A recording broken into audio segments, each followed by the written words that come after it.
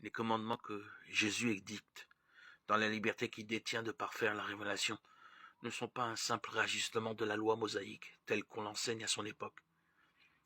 Il situe le disciple au-delà de la loi, quelle que soit cette loi, quelle que soit la fidélité avec laquelle on l'assume.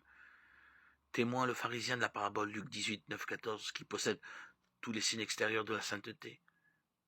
Elle n'est pas apte à procurer le salut. La loi laisse l'homme à ses propres forces et l'invite à mettre celle-ci en œuvre au maximum, moyennant quoi il a acquis son salut. Rien n'est plus contraire à l'esprit du discours sur la montagne. Il ne débute pas par « il faut » mais par « heureux ». Et il importe de ne pas séparer les béatitudes du reste du discours.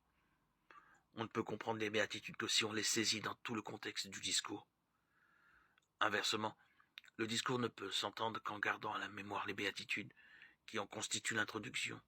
Le mot « heureux » plane sur ce texte, comme un avion agricole qui survole une plantation pour y faire pleuvoir l'engrais.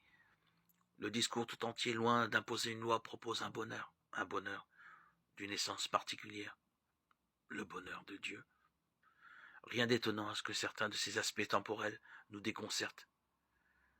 Mais cet aspect déconcertant ne saurait nous faire remettre en question l'annonce fondamentale de Jésus sous le prétexte inconscient de l'aligner sur notre logique.